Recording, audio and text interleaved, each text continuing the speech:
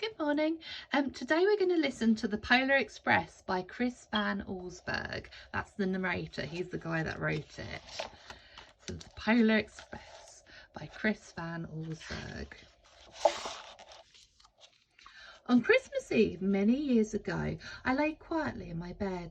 I did not rustle the sheets. I breathed slowly and silently. I was listening for a sound a friend had told me I would never hear, the ringing bells of Santa's sleigh. "There's no Santa," my friend had insisted, but I knew he was wrong.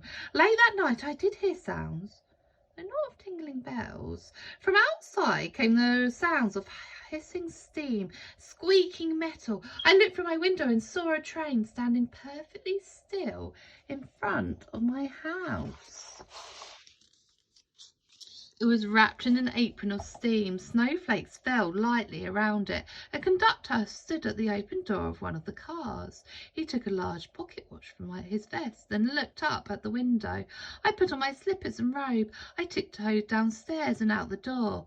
"All aboard!" the conductor cried out. I ran up to him. "Well," he said, "are you coming?" "Where?" I asked. "Why, to the North Pole, of course," was his answer. "This is the Polar Express." I took his outstretched hand and he pulled me aboard.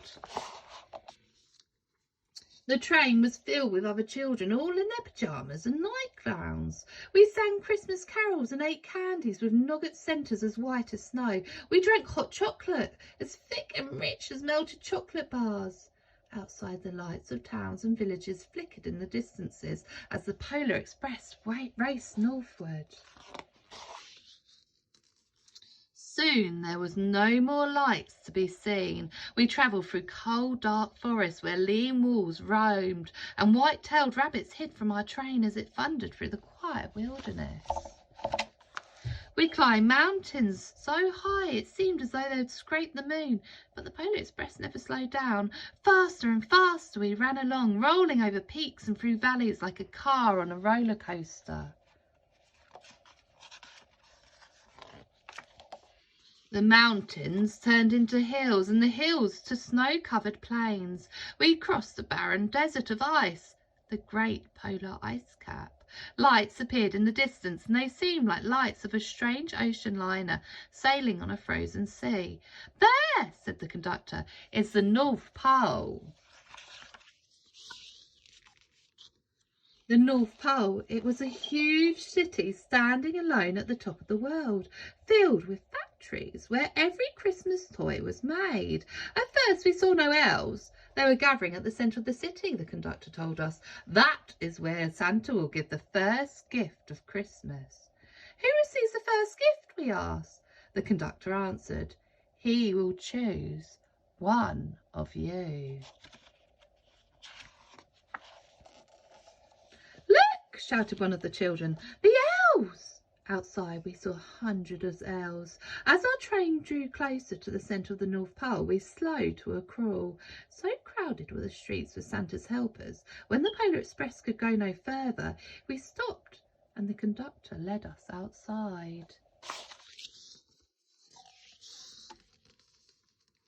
We pressed through the crowd to the edge of the large open circle. In front stood Santa's sleigh. The reindeer were excited. They pranced and paced, ringing the silver sleigh bells that hung from the harnesses. It was a magical sound like nothing I'd ever heard. Across the circle the elves moved apart and Santa Claus appeared. The elves cheered wildly. He marched over to us and pointing to me said, "Let's have this fellow here." He jumped into his sleigh and the conductor handed me up. I stood on Santa's knee and he asked, "Now, what would you like for Christmas?" I knew that I could have any gift I could imagine, but the thing I wanted most for Christmas was not inside Santa's giant bag. What I wanted more than anything was one of the silver bells from Santa's sleigh. When I asked, Santa smiled. Then he gave me a hug and told an elf to cut a bell from the reindeer's harness. The elf tossed it up to Santa and he stood holding the bell high above him and called out, "The first gift of Christmas." A clock struck midnight as the elves roared approval. Santa handed the bell to me and I put it in my bathrobe pocket. The conductor helped me down from the sleigh and Santa shouted out the reindeers' names and cracked his whip. His team charged forward and climbed into the air. Santa circled above us and disappeared into the cold, dark polar sky. As soon as we were back inside the Polar Express, the other children asked to see the bell. I reached into my pocket, but the only thing I felt was the hole.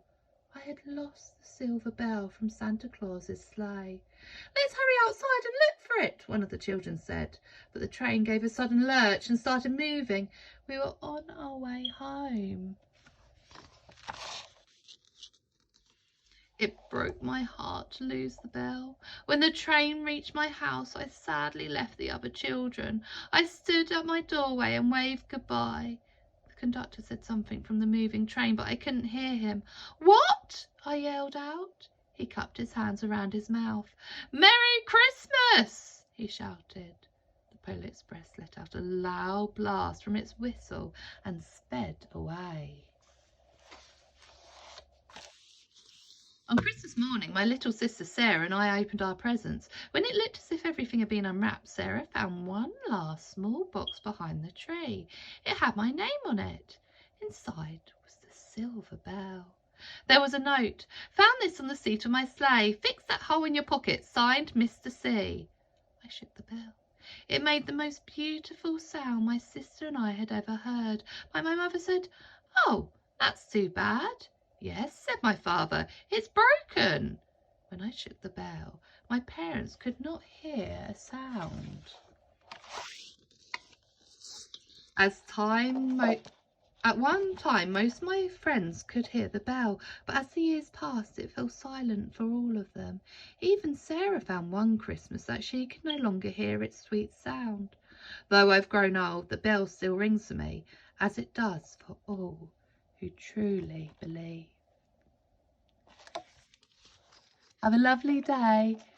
Bye.